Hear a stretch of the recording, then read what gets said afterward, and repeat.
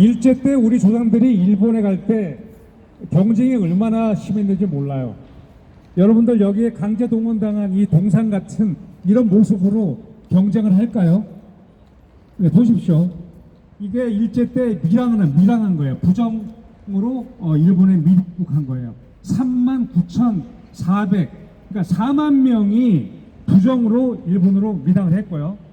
그 다음에 조선으로 송환된 사람이 33,000명이니까 얼마죠? 80%가 송환됐어요. 80%가.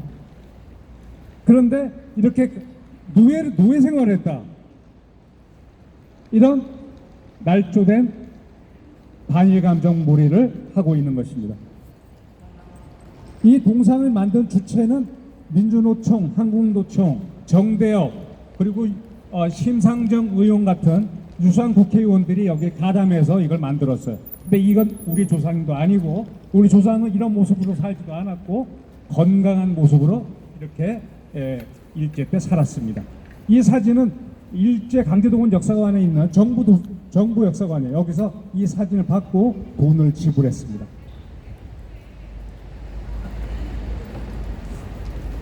서경덕이라는 분이 계세요. 상당히 한국의 해외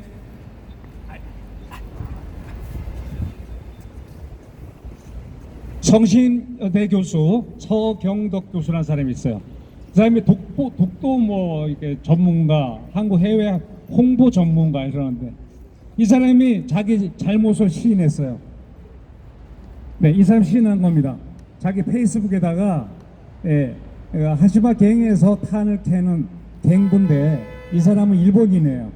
그런데 이 사람을 조선인이라고 본인이 영화 군함도 광고 뉴욕 스퀘어 타임스 스퀘어 광장에 보면 뭐가 있냐면 거대한 전광판이 있어요.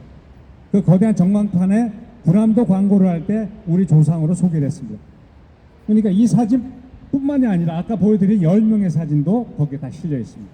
그래서 우리의 조상이라고 얘기하는 사진은 사실상 이 사람들은 실지 않고 있어요.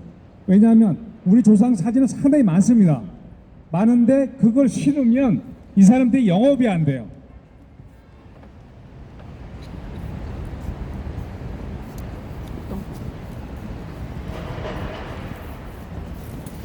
예, 우리 조상 사진이 이렇게 많아요. 이분들도 부산의 일제 강제동원 역사관에 있는 우리 조상 사진이에요. 이런 모습으로 일을 했어요. 이렇게 벌거벗고 곡괭이 들고 이렇게 안 했어요. 이거 거짓말입니다. 거짓말 동상입니다. 우리 조상이에요. 일제 때 우리 조상입니다. 이 사진은 노무현 정부에서 이 사진을 받고 보상금을 지불했습니다. 부산 일제 강제동원 역사관에 가면 이런 사진이 수천 장이 있습니다. 일제 때 우리 조상들은 바보가 아니었고요.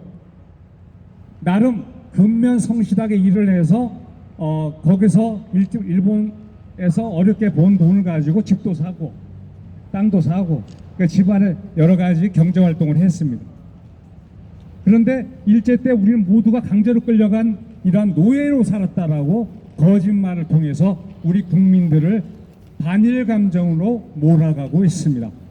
이제 바이든 행정부가 들어오고 일본의 스가 내각이 들어와서 이제는 더 이상 국제관계에서 이런 엉터리 반일 감정으로 한국이 외교가 매우 위험한 상황에 처해 있기 때문에 저희들이 우리 국민들이 진실을 알므로써 문재인 정부가 올바른 외교를 할 수 있도록 도움을 드리기 위해서 이 자리에 나와 있습니다. 문재인 정부는 최근에 강창일 주1대사를 임명했습니다. 주1대사로 임명되자마자 그는 천황폐하라는 용어를 썼어요. 예전에는 천황이란 말을 쓰면 바로 뭐라 그랬어요? 친일파다, 토착외구다 그랬어요. 근데 이번에 강창일 주1대사는 들어가자마자 천황이라 그랬어요. 그러면서 뭐라고 얘기했냐면 이제는 강제동원이다, 징용이다, 이런 문제는 정치적으로 풀겠다라고 선포를 했어요. 아니, 대법원에서 돈 받은 사람들이 이미 대법원 판결로 2중 3중으로 돈 또 받겠다 그러죠. 위안부 문제 가지고 저렇게 시끄럽죠. 그러니까 한일 간에 전쟁을 하고 있습니다. 자그마치 75년 그 이상의 지난 역사를 끄집어내서 전쟁하자는 겁니다. 일본이 한일 청구권 협정으로 유무상 5억 불을 줬을 때 그 돈은 한국 정부의 1년 예산에 해당합니다. 이런 어마어마한 돈을 독립 축하금이라는 명목으로 사실은 일본이 줄 때는 미국의 압력이 작용했습니다. 미국은 한미일 삼각 동맹을 통해서 당시 공산주의 도미노 이론을 저지하기 위해서 한미일 삼각 동맹을 만들었어요.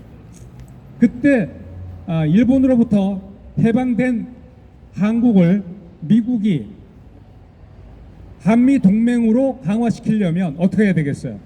일본과 한국을 사이좋게 만들어야 되는 거예요.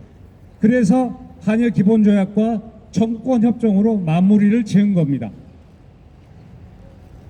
그럼에도 불구하고 다시 이 문제를 끄집어내서 계속 반일 감정 몰을 한 결과는 오늘날 참담한 외교 참사로 벌어지고 있습니다.